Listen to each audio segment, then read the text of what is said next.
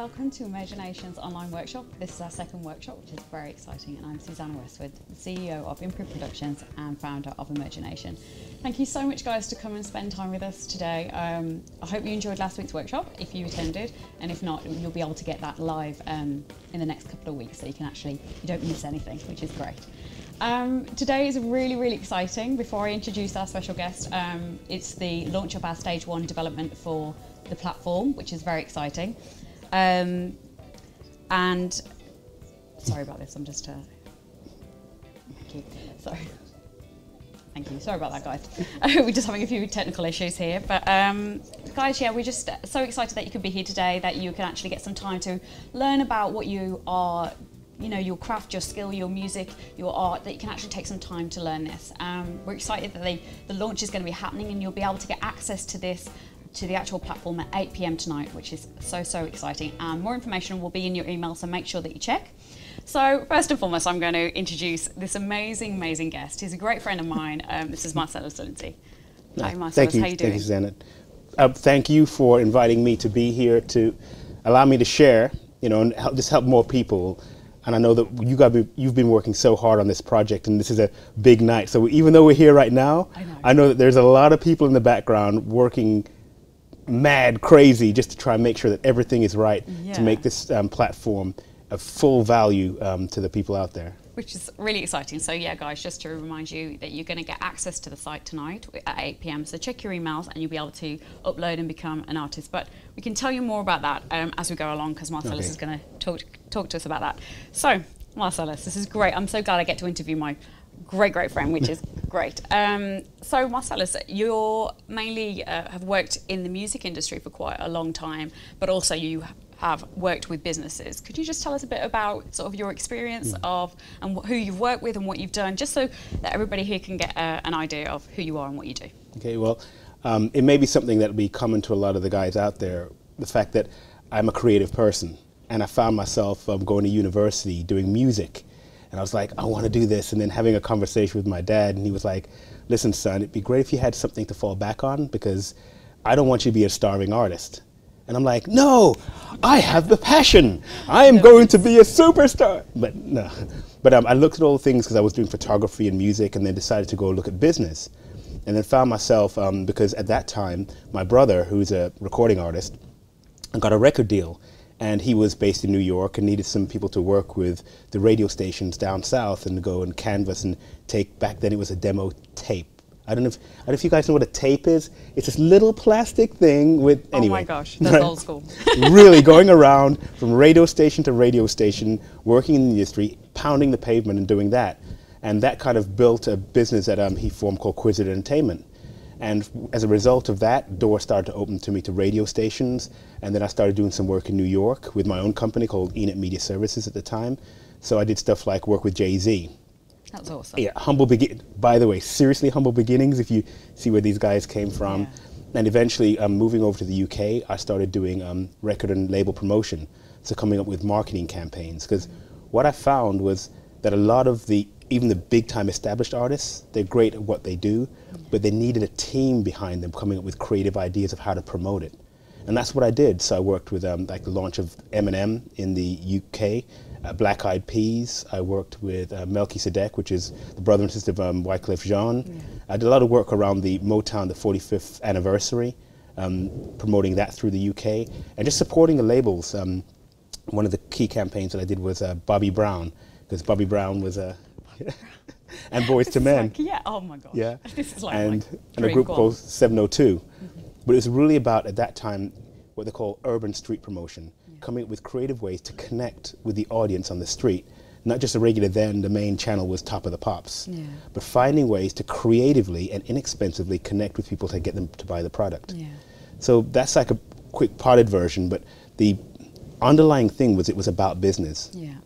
Because what I found was I was less fingers on the keyboard of a piano and more on a keyboard of a computer, because that's actually what made me more money. So I do business consultancy, working with businesses, but I love doing even more so with creatives, because it's a whole new level of just excitement and energy when I work. Definitely. And just kind of even just from working with you with my career and through the business and stuff, and just knowing the impact you've had on that, it's really lovely to kind of see sort of all the people that you work with and that you bring this knowledge, and hopefully today you can give some of the guys that are watching some insight into how to make their career, you know, to actually create a business that's going to be successful, because there is a lot of competition out there, but I think it's really important that we get the tools to learn how to practically do it and not just have the dreams. So absolutely. This is good. I think a key thing that I always bring to the table up front is they call it the music business for a reason. I worked with my brother who was like, you know, this is who I am, I'm an artist and I'm all this, you know, and I was like, but you need to make money at it. And so he did the music part, I did the business part, and you know, he got his record deal, etc. But if you don't have that discipline, if you don't have that understanding, you can do music all day in your bath and in your shower. But if you want to actually have a career out of it and you want to get paid, there's certain things you have to learn and there are things that you have to do. That's exciting. I love it. I love it. So what I'm going to do is I'm just going to ask you a few general questions, if that's okay. And then if you could give us some insights and maybe some tips and tools to kind of help us along the way, which would be awesome. Because I know I learn daily from our conversations, so this is good. So we've kind of understood what you've done in the industry and how you've worked, but what would you say, in your opinion, is the most important skill or quality that a dedicated emerging artist, not just musician, but across the board, what is the most important skill and quality that they need to have to make it in their industry? Ultimately, I say it's clarity. Right. The clarity about what it is they want to achieve and why they want to achieve it. I always liken the what is because when you know what it is you want, you know who you can go to get what you want. And sometimes when you can't get what you want or you don't know who, the why you want it helps to keep you going to find the who's and clarify the what. And so it's a simple thing like, okay, I want to be a singer. Well, what kind of singer? Yeah. You want to be you want to do backing, you want to do sessions, you want to be the lead singer, you know, what do you want? And the more specific you are, the easier it is to ask somebody for help. So having that clarity up front of what it is that you want, make it real in your own head, feel and live that vision, and surround yourself with people who have that clarity. That's awesome. That's, I think, an important. Because that's really good. Because even like last week we talked about actually having clear goals and clear just a perspective of like, oh, you know, what is it that I really want to have or what I want to achieve? And in fact, you were the one that actually did that with me, and it gave me such clarity of where I wanted to go. And I look at what I've achieved in the last year and gone, oh my goodness, you know, and I step back, and that's thanks to you. So guys, this is something that's really important to actually know and apply these tools to go, what do I want to have and what do I want to do? So as another small illustration, it's as simple as if you're out there and you have somebody that you know and you say, well, they go, I want to be a singer. It's like almost in the mind of everybody, yeah, you and everybody else. When you say, I want to be a singer at a hotel comes to mind for people. They think, oh, actually, I might know somebody at so-and-so hotel because they have a lounge, or people are able to help you because you have that clarity, but it also sends out a really powerful message. It says that I've thought this through. And when people recognize that you've thought it through, and they see your heart and they see your passion, which so many creative people have, they have that passion, they have that desire. When people can connect with that and the fact that you've thought it through, this comes to the business side again, they're more willing to help you because it doesn't feel like they're throwing their time, their effort, their lives into something that's just a pipe dream. I love that. That's so true. That's good. Yeah. Good. Okay, I'm going to move on to our next question. So we've kind of put, obviously, what your skill and quality is. We've kind of touched on why, really. What is it about why that motivates people then, like, to kind of keep going? What would you say? Why is it important to have a why or a reason? I think the why is the fuel. Yeah. Think of it this way. I always use an example when I'm working with some of the business owners that I work with. If I said to everybody in the room, and I often say this, how fast can you run a mile? And they say, oh, about 12 minutes. I said, okay. So if I said you need to run a mile in 10 minutes, and a mile from here in a house is a suitcase with £5 million cash. You can't call anybody. You have to get there and put this code in. Right? People are like, oh my gosh, this would be great. So they start running. Quarter mile, it's like, oh yeah, I'm going to be rich, and figuring ways that they're going to spend the money. Half a mile, it's like, I've lived without money, I'll be okay, and give up. Yeah. Whereas if the why were 10 minutes and everybody you love is in that house, everything that matters to you is in that house. For the same reason they say in those situations women can pick up a car to save their child and stuff like that, the why drives, the why is the fire, it's the passion. Yeah. And having that clarity and having that powerful why, it'll mean that you can call them up and go like, listen, I'd like to come by your label and share a demo, and they go, no, not interested, click. You can deal with that with a powerful why. Mm-hmm. If you're not grounded and you don't have that clear vision, it'll be like, oh my God, I'm no good. It's that why is the power, it's the drive, it's the passion. That's so true. I love that. That's wicked. Love it. Getting excited. Okay, so talking about the skill and quality that you just discussed there, if you'd have known that sort of back in the day when you first started out that those were really important qualities, how much time and stress would that kind of alleviated or, helped you now? If I had had somebody sit down with me and help me clarify my why, if I had realized that there are people out there that have already done it and they were accessible to me and I took the time to connect with them, in many ways it would have changed my whole journey, because it would have saved me years. I would have made tens of thousands more, and I would have achieved more. But in that said I'm grateful for my journey as it has happened, because it means that I can be that person for somebody else. And that's what I love about the project with Imagination, is the fact that the people who are out there who have got the scars, bought the t-shirt, you know what I mean, are there sharing this as just a way to help other people up. So as opposed to somebody have to start from scratch, they can start and stand on my shoulders. I can tell them things that could possibly happen, and they can, what I like is consider have quality problems. Mm-hmm. So instead of having a problem of, I can't get any appointments, I can't make any progress, I can't go anywhere, it's going to be like, oh my gosh, there's so much progress, there's a lot of people calling me. It's still going to be a problem. You're still going to see there's a problem, like, I don't know which call to make, and there's all these people that want my time, and versus nobody's calling me. Yeah, totally. By learning and collaborating with other people who've been there, you get to have better quality problems. And then also reach out to other people at that point to solve them, by them sharing with you how they got through it themselves. That's really good. That's always what it's all about, isn't it? Mm-hmm. Which we've had many conversations about, the whole ethos of Imagination. And it's because all of us guys have got together as industry professionals, not just Silas, it's a huge, huge team of consultants. And we've all got together and kind of discussed, what are the main issues that we all face? And across the board, whether you're a musician, an artist, a fashion designer, whatever, we all struggle with this kind of concept of like, just trying to grow our business and getting there. And I love the fact that now we've got a team of advisors to help other people do that. And I know when I first started out, that's something that I really needed. And I talked about that last week. It was like really needed that kind of industry advice. And I'm very thankful that I've had access to Silas, because it's really helpful for me personally. So I know he's going to give us some great tools in a minute of how to get even further. But just before we do that, who were the people in your life? Because this is important, because that's what Imagination is about. It's about having the people around you, the team around you. So who were the people in your life that have kind of made the difference and really inspired you to kind of go in this industry? Well, in the early days, it was my brother, yeah. Who went by the name Quiz, because I saw his passion, his drive, and I saw that he had so much creativity. There were just a few things that he wanted to put together. So the fact that he kept on trying, and he was doing stuff with Russell Simmons at the time and Def Jam Records, and it was kind of like he was watching all these people around him just grow exponentially.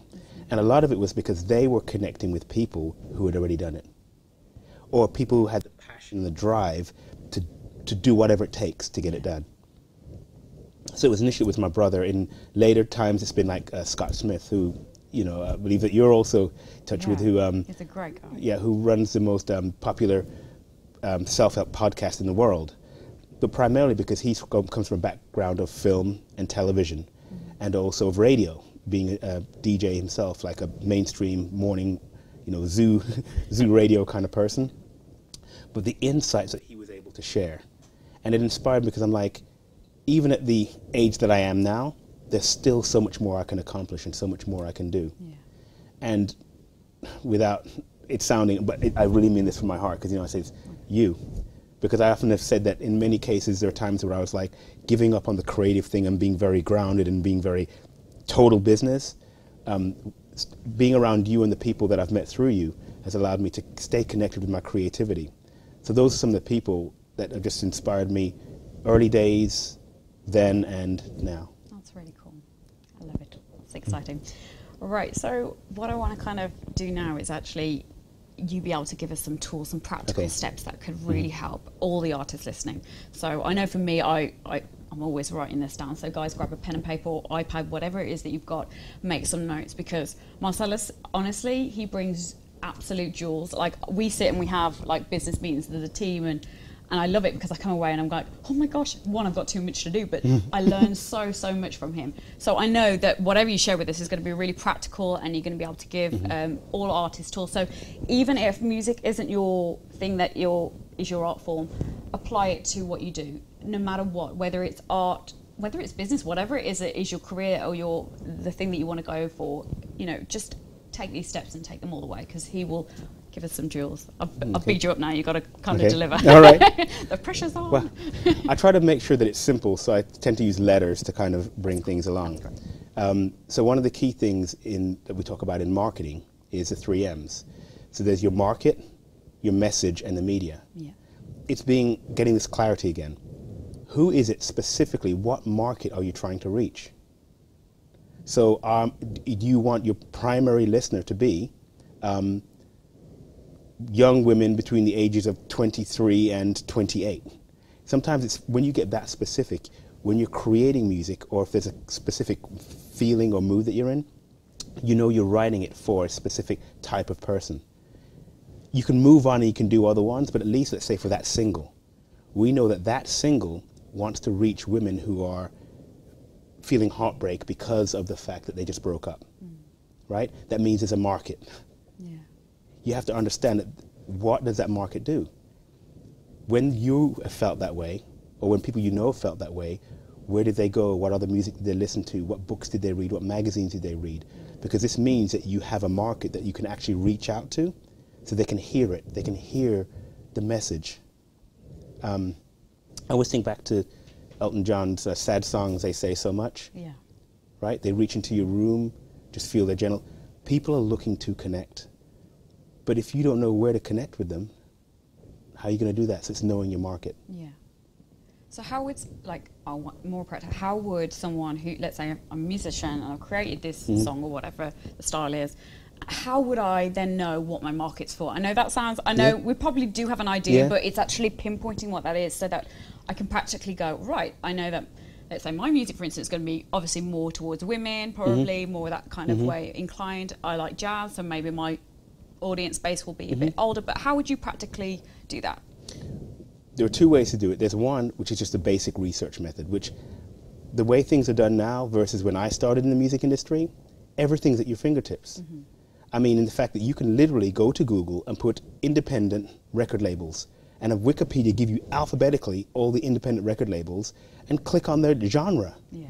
So if you know if it's women's, you can say, okay, so where do these labels advertise? Yeah. What kind of artists are they taking on board? Where are they marketing those? So you can follow the path that's already been trodden by other people by simply just doing that research. That's awesome. Yeah. Yeah. So Google or Bing. I'm not total Google. You know, there are other search engines, but literally just go out there and say, who has already reached this market?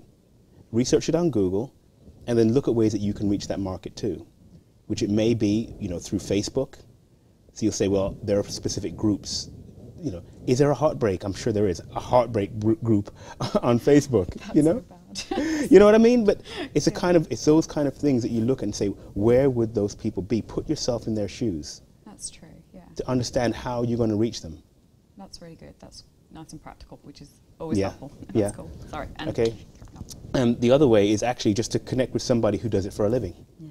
So if you happen to have connections or resources to do that, there are people who will sit down, whether they're a coach or a mentor or a local college that's filled with creatives, which has teachers there, to be able to say, well, this is who I'm trying to reach. What would you suggest? And find out from them. That's pretty cool. And I would always ultimately suggest do both, because when you go to somebody as a mentor, you go to somebody as a coach, it's a lot more encouraging to them to see again that you thought it through. You know, so you have specific questions. So that's how to define your market. Great. I like it. That's good. Nice and practical. Okay. The second M is your message. Yeah. What is it that you're actually saying to them? Right. So if, in the sense of, in the business sense, not the contents of your lyrics, if you're saying that I am, let's say, I'm with you in this moment. You know, what I always think of is Alanis Morissette, Jagged Little Pill. Right. That really struck a nerve with a lot of people at that time and really connected because they felt the angst and the anger. And she was like, I'm with you. Yeah? But it means that when you take that kind of I'm with you message, when you're using things like you're publicizing things about your product and about what you do, that has to be a recurring theme through what you do. So for a while, if you notice, even though Alanis Morissette had that product, she had those specific tracks, the way she looked, the way she dressed, the events she attended were all along that same line. So that was a message that people felt like we can count on her to be like that, at least for now. Yeah. Because the great thing about being an artist is that you can be a chameleon and you can change. Yeah, true. And that in itself will determine the media, which is what media will I use. So if I'm doing music, let's say specifically to a specific group, would I use Facebook? Would I use email? Will I just go to free gigs? Will I go to dive bars, or will I try to get onto the bill with some other competitions, as an example? Mm-hmm. You know, it helps you determine how you're going to best share that message, because you know who you're trying to reach and what message you're going to be giving to them when you're trying to reach them. Yeah. So there's no point in you saying like, I have this great message for young women who are feeling angst, so I'm going onto LinkedIn. You know, yeah, okay, your market is not on LinkedIn for young women in angst. Okay. But you do know that there might be blog spots or blog boards or stuff where you can see what their emotions are. And you might even say to them, you know, here's a sample of my track. I know how you feel. In fact, I'm a singer and a songwriter, and here's one of my tracks. So post it as encouragement or inspiration within one of those blogs or posts. And people are like, wow, they know how I feel. And you go, yeah, it's actually a track. You know, and I'm not saying to go in and exploit for commercial sake, but it's about the fact that you connect with them on a human level with that message that resonates with them and adds value to them at that time. That's the reason why they would want to engage with you. That's so true. And I think, you know, that whole thing of like being real, and people are so, not to say, but people are getting a bit sick of like the fake and the phony and the gloss in some ways that sometimes the music industry can portray. And it's amazing when like an artist comes along and just takes your breath away because they're so real. And it's that connection. And I think when you're starting out, especially like what you're talking about, it's building that rapport and that relationship with people that will follow you, hopefully for a lifetime. And it's part of it is saying, I know who I am. People love that confidence.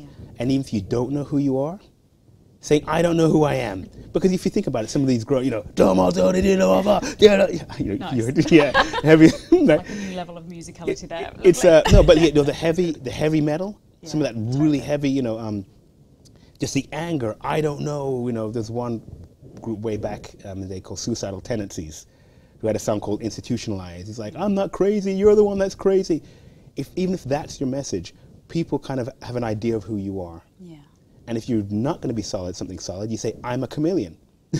Look at Lady Gaga, totally reinventing herself. All the time. And by the way, behind that, you got to remember Lady Gaga on Forbes' list of the top richest celebrities. I think she's number 2. No way. Yeah, she's number 2 on the list. You don't get that from just being a good singer. You get that from thinking about yourself as a product.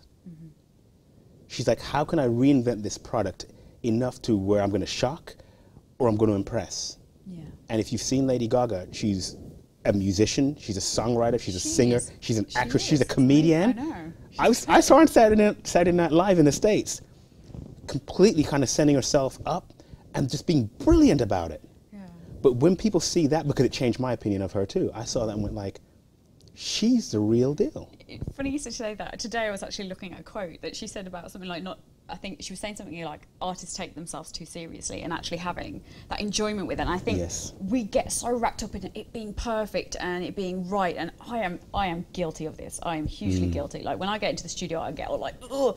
And actually that stifles the creativity. It really does. So actually having that fun and having fun with your marketing and having fun, because that's what people relate to. It's like that kind of natural stuff. But yeah. Sorry, just interjecting there. Yeah, but you see, it's once again getting down to that practicality of going back to that clarity of what it is you want, why you want it, who you are, and communicating it for that period in a consistent way. Yeah. You see, so you know, as I said, the correct market, the correct media, the correct message to make it most impactful. Because as I said, this is the greatest time in history. In the sense of what we're doing right now, just 20 years ago, would have cost hundreds of thousands to do. And then to broadcast globally would cost millions. And now people have the power of that in a device like a... I know. Like a Mac Air. Yeah, there you go. Or your iPhone or your Samsung or whatever, your smartphone. You have a portable recording studio where you can share that real element. And just as a test for people out there, if you don't believe this, test it out. Put something on your social media and talk about the fact of, I'm selling this product, buy it today. Yeah? And see how many likes you get versus a day that you go like, today's been a really rough day and it made me write these lyrics and share those lyrics. See which one gets the most likes. It's because people are looking to connect. They're looking to connect at a human level because everything right now is so filled with gloss and so filled with insincerity and commercialism and strategies and methodologies to manipulate you. But the fact is, the people who even that they know that and it may be correct, there are some people who do it from a place that is so heart-led. And that's the whole thing that, as we talked about through the whole project of Emergination, and the people I've been connecting, we've been doing that, this is not a cash thing that people are going like, we're doing this because, you know, let's see how much money we can squeeze out of them. You know, we've had conversations about how the platform where people can sell their product, and it's like, ooh, there could be a great commission in there. And your drive has been, let's make enough. No, I'm like, no. But the thing is, we are, okay, just to be true, the whole thing with Emergination is you have multiple streams. Yeah. So you're not looking to try and get rich off just selling people's product or having them connect or have ads put in front of them. You're keeping those margins low on multiple things because by the people out there, by the people who are that we're talking to, that we're engaging with, by them being successful, that is a success. Yeah. And that's another heart-led thing. Otherwise, I wouldn't be investing my time in it either. I know. Yeah? But it's really about, like I said, connecting. That's great. That's cool. That was practical enough for you, though, right? I love it, yeah. I'm feeling like well of information. I love this. I love spending time with myself just for these like little tools and little gems. And sometimes it takes a while for me to have them sink in. I have to say, it's taken me a couple of years to get it all in my head. And I'm still daily learning, which is good. It's good. It's all really exciting. But thank you so much. That was really, really good and really practical. So what we're going to do now is we're just going to take a few question and answers. So if you guys have got any questions, please feel free to tweet us or come on the Facebook, ask a couple of questions. I will get them right here. And hopefully there's been a couple of insights there for you that, you know, you will learn from. So I'm just loading everything. It's all good. It's a lovely picture of you on Facebook, by the way, Silas. Just thought you'd like to know. I know. It's all good. Okay, let's get on the Twitter as well. So what kind of, if you were, I'm just going to, before we get onto this, if you were going to give another person just like a couple more jewels or something that they could practically do today and they can get started. So obviously I know you talked about the messaging and then, you know, getting all that kind of content right. What could they do straight bang today which will have an impact on their career? Is there anything that you could think of straight away? I know I'm putting you on the spot. I would say it comes down to this, writing it down. Yeah. When you write it down, it takes on a new life of its own. Keeping it in your head, it's constantly evolving and changing.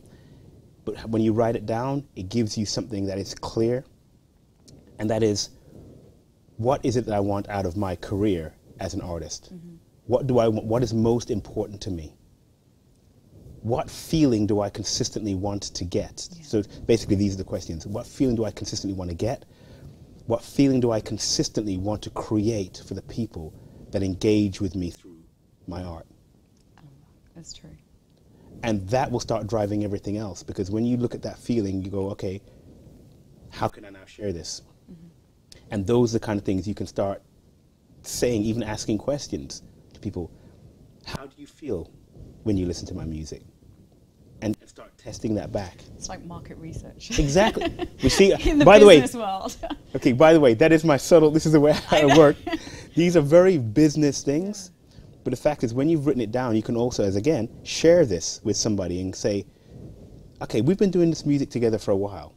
Is this how I make you feel? And they go, well, actually, you make me feel this. It's like, ooh. Yeah. Maybe it might be something enhanced, or maybe it's like for you to go back and re-examine this. Yeah. But it's that it's the clarity in yourself first, because the clarity here is what will drive everything else. Yeah. And then inbuilt with the why and all that kind of Yeah, stuff. and it'll also attract the things that you want. Yeah. Because if you are throwing out confusion and lack of clarity, you're going to attract things that are going to be along those same lines, and you're going to find yourself with a whole bunch of choices, dilemmas, and confusion. Whereas when you know exactly what you want, your one yes, you know to say no to everything else. That's so true. Yeah, I think I talked about this a bit last week, you know, and I remember when I finished with, I was signed to Cat Stevens' label and had management there. And when I finished it and I walked away from the deal, I remember wandering around really for a whole year going, I do want to do the music and I am doing it, but I wasn't really doing anything quite practical for that. And it wasn't, and in fact, I think at that point we became good friends, and it wasn't until I started to write it down and be specific about what I wanted to do and achieve that I got the clarity and then the momentum, because that's what it's like you start making those little steps. And I used to get, I mean, how many conversations have we had of me going, I'm so frustrated, I'm so overwhelmed, and I just don't know what to do. And you giving that practical chunking stuff down, which is so essential, isn't it? Because one of the things that I think we also went through was a model, what I call VISTA. I call it VISTA for short, but it's VVISTTA. And that is the things to write down.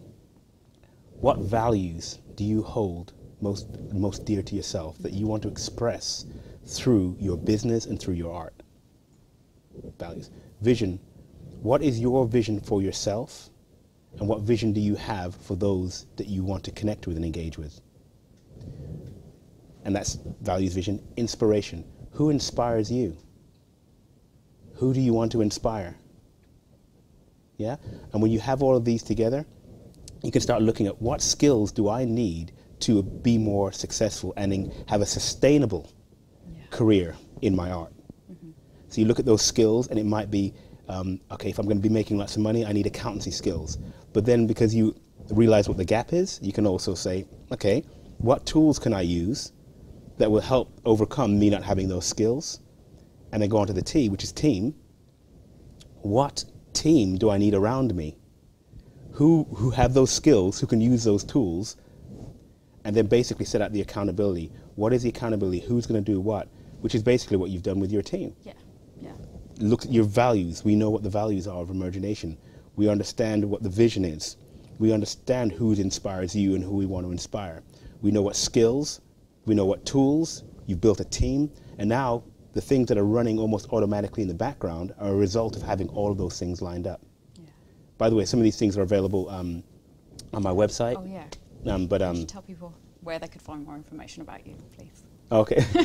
Not that I'm selling you, but it's just really good. Okay. It's good stuff. I have a website, and I'll put up a special page, and I'll have you send it out as a link from this. That would be great, thank you. Specifically for Emergination, but it's called I2I Services. That's the letter I, the number 2, the letter I Services.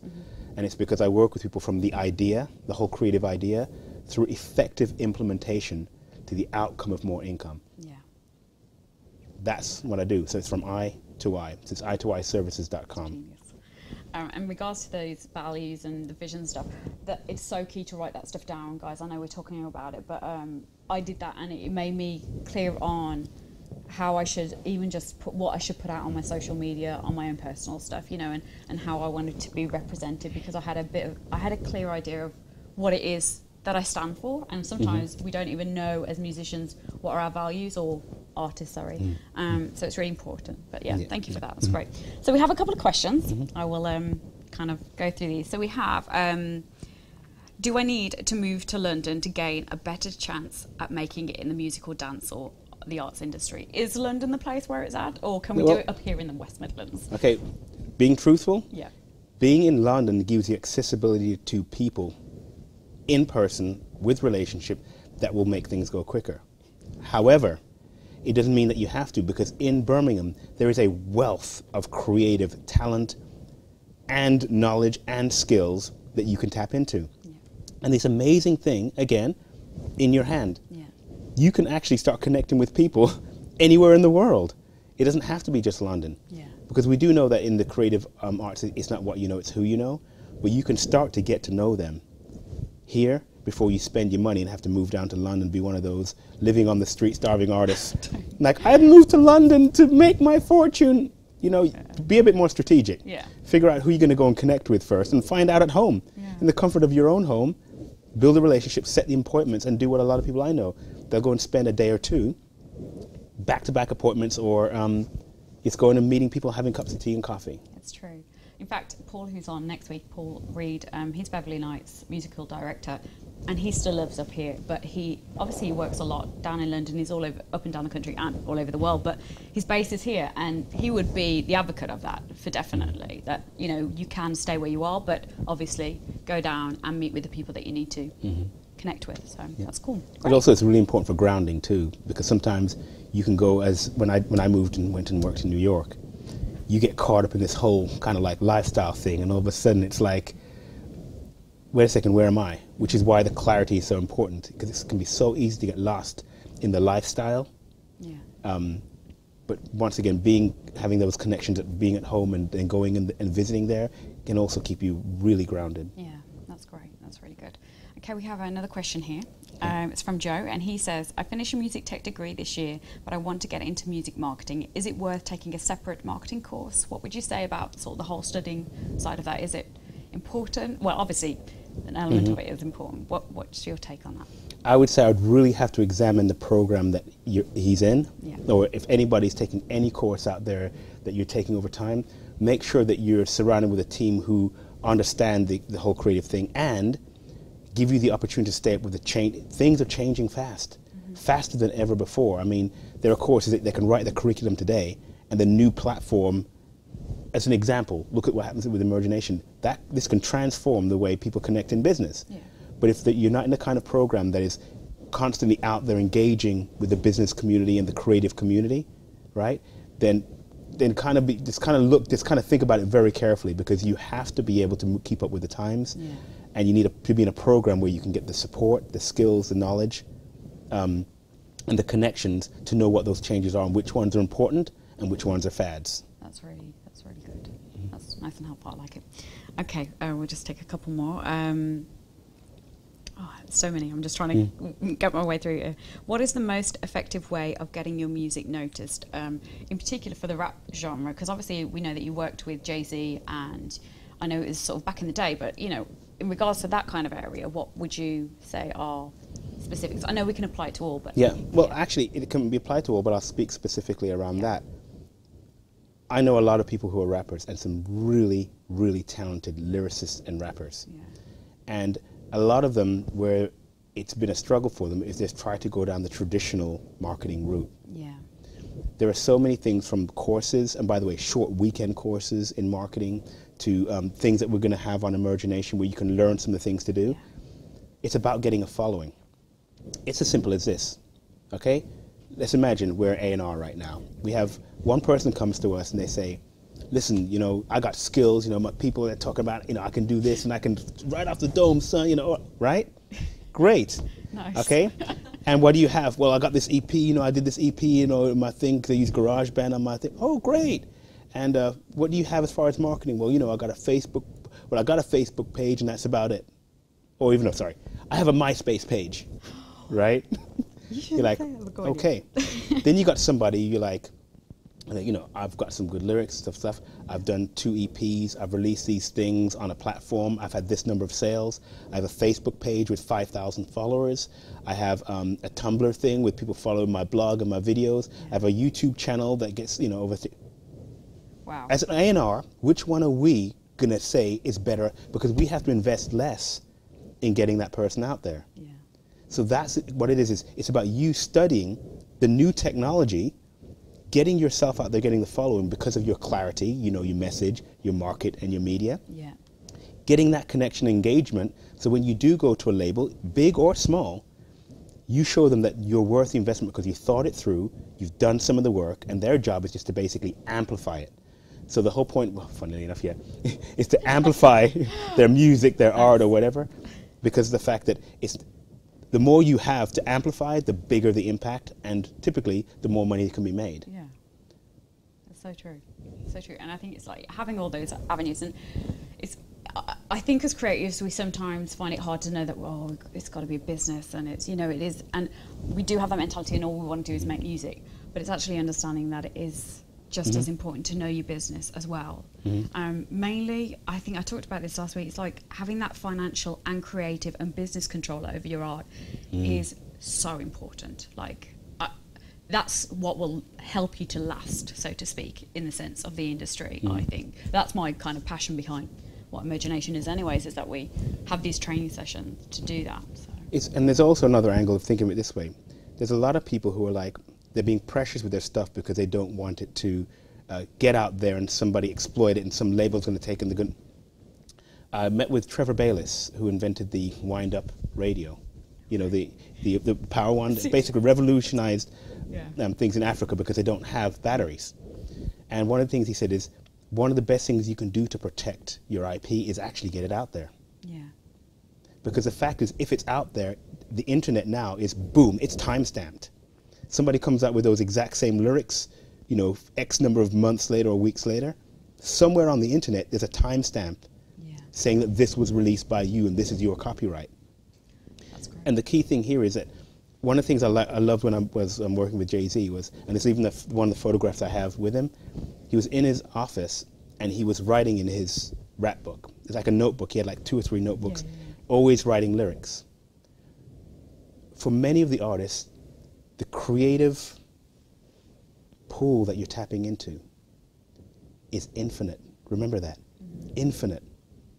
So one of the key things you can do is when you keep on writing this down, so you're writing it down in the background, there are certain tracks that you might want to say, I want to put it out there, right? Because that's how people in the right marketplace will get to know who you are. So you have other products out there, but it's about having some place that you can do it where you have more control. Yeah. So rather than just sending it out by email to everybody, on a platform that you can see where people are looking at it from, where people are downloading it from. Did they listen to the snippet? You know what I mean? You might have given them a snippet, a sample, and they really like it. How many snippets, how many of them converted to sales? That's the business part, which is having the right people in the background to be either provide that information or interpret that information for you, which is why I always talk about team. In the team, having the right team around you. If you can't afford to buy the team, to pay for a team of your own, you can almost informally rent one by being parts of communities that have that talent as part of the community. That's true. Getting out there and being with them, that's cool. That's really good. Thank you so much. This has been so insightful. This is great. So yeah, guys, thank you so much for your questions. We will be still live on Twitter for the next 15-20 minutes to be able to kind of give you some insight or answer any of your questions. So please feel free to keep tweeting us or on our Facebook. Thank you so much, Marcellus. It's been absolutely amazing. Before we finish off, and we do kind of like the end of this, any last pearl or tool that you could just give to them? I'm putting you on the spot, but just one last thing. Yeah, and sorry, I'm just being silent because I want to make sure that I'm following the feeling here. It's your life, it's your passion, and it's worth spending the time to do it right. Directing that energy, rather than just being a shotgun, maybe there are times that you can be a laser, but writing it down will allow you to focus your energy in a way that's going to take you further and also impact and connect with more people. Because ultimately, if your ambition is to have this as a sustainable career, it's important that you connect with people from that passion, from that heart, and that they sense your clarity, because that's what leads people, is when even if it's in a negative emotion, people are clear about it. I love that. That's so awesome. Thank you so much. It's been amazing. So guys, thank you once again for being part of the workshop. We really appreciate it. Just to kind of let you know, at 8 o'clock, an email will come through to you giving you access to the Imagination platform. All you need to do is follow the instructions on the email. You can then become an artist on Imagination. We're really excited to see you on there, and we'll be able to promote and push your products for the next sort of time and just see what you're doing, which is really, really exciting. If you have any other questions, don't hesitate to ask, but thank you so much, and we will see you next week on Imagination. Thank you.